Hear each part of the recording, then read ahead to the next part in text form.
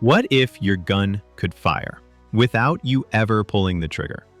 This isn't science fiction. It's a real allegation involving one of the most widely adopted handguns in America, the SIG Sauer P320.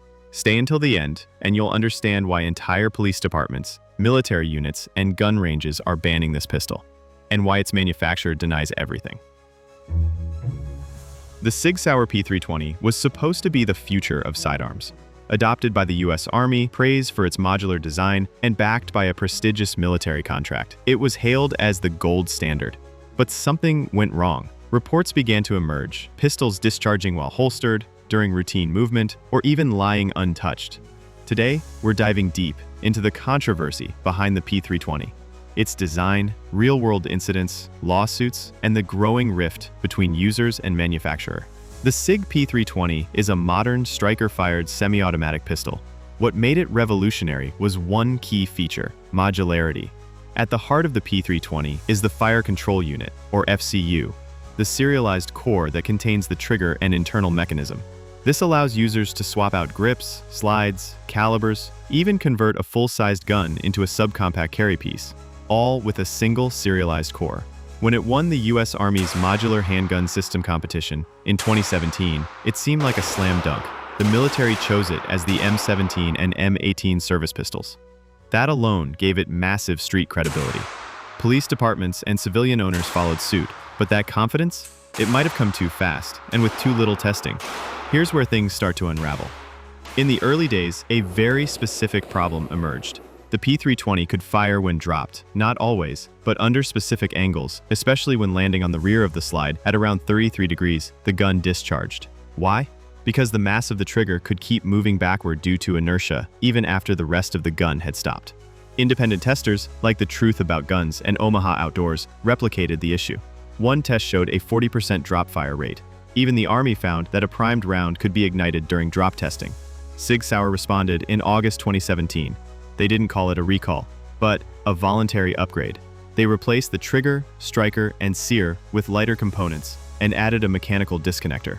The message was, "This is rare, but we'll fix it anyway." But here's the twist.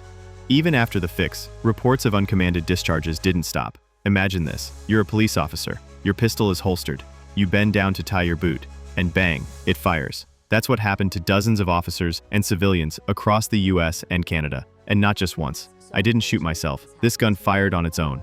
Officer Richard Fernandez Jr., Houston PD. These issues with this gun for so long. Richard Fernandez says he never touched his gun, and today he says he still lacks feeling. Over 100 injuries have been reported, and at least one military fatality. Many injuries were to legs, groins, and lower abdomen, consistent with holstered weapons. But how is this possible? SIG Sauer insists their pistol cannot fire without the trigger being pulled. Quote, "The P320 cannot fire without a trigger pull. That is a fact." So why do so many people, trained professionals, claim otherwise? Let's break down the possible mechanics.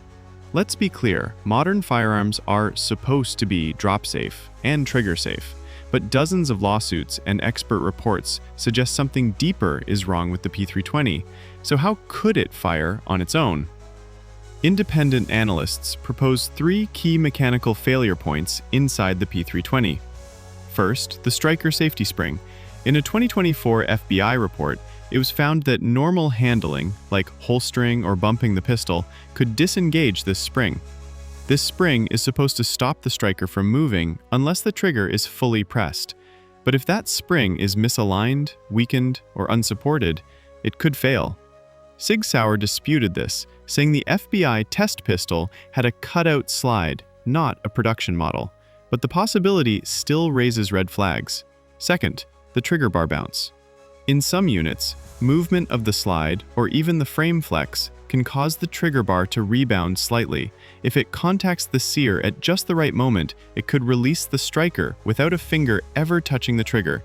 It's rare, but not impossible. And under stress with sweat, gear, pressure, and motion, it may be happening more often than anyone expected. Third, the sear disconnector engagement.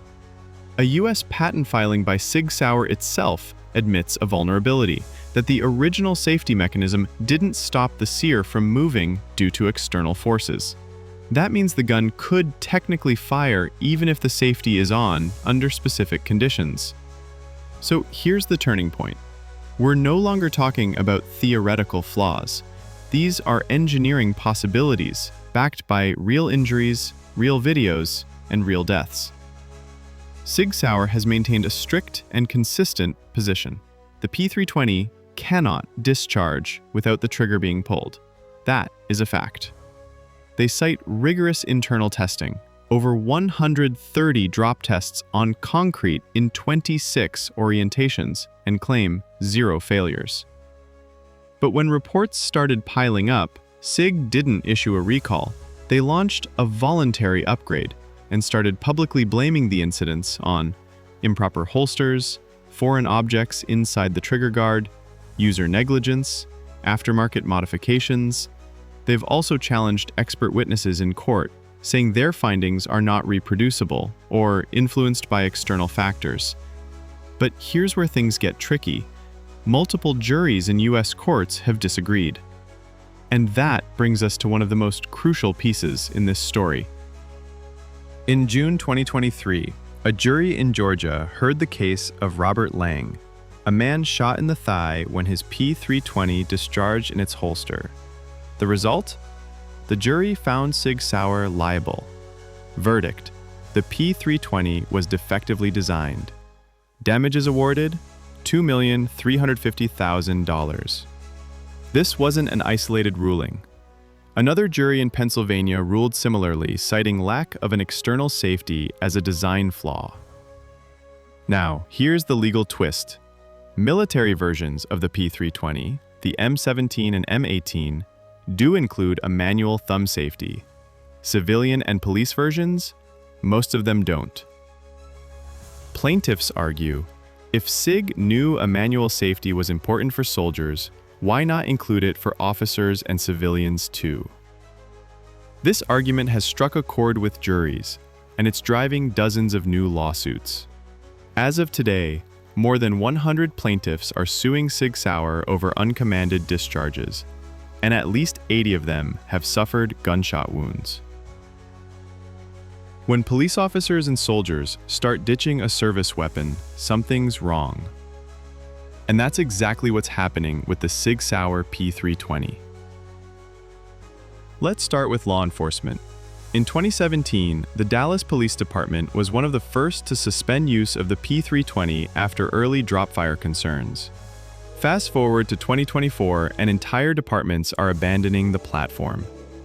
In Houston, over 1,200 officers were ordered to replace their P320s. You also knew it's that a Houston police officer is suing a gun manufacturer, claiming his service weapon discharged while still in his holster. After an officer was shot in the leg by his holstered pistol.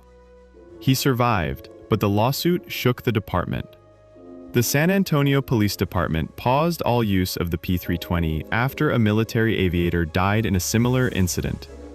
And in Riverdale, Georgia, not one, but 3 officers reported their pistols firing without trigger input, even after sending them to SIG for the voluntary upgrade.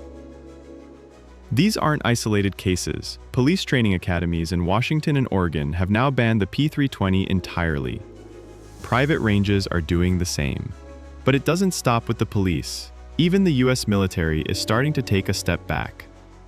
In July 2024, an airman named Braden T. Loven, only 21 years old, died when his M18, the military version of the P320, fired unexpectedly after being placed on a table. The result? The Air Force Global Strike Command issued an immediate do not carry order for all personnel using the M18, pending investigation. And while SIG Sauer insists the M17 and M18 remain in service, the damage to trust is undeniable. Let's not forget the elite Canadian Joint Task Force 2, JTF-2. They removed all P320s after a soldier was injured and reverted back to the older P226 model. The cause?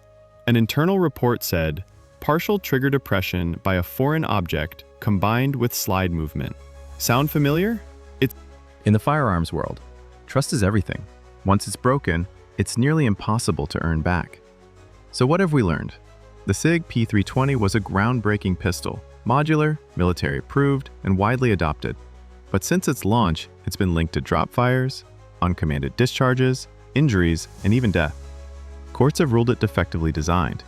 Police and military are backing away, and civilian confidence is collapsing, although the manufacturer continues to say, there's nothing wrong. So now it's your turn to weigh in. Do you think the P320 is safe? Should SIG Sauer have issued a full recall? Let us know in the comments below. And if you found this video informative, subscribe for more deep dives into firearm design, safety, and industry controversies. Hit the bell icon so you don't miss the next one.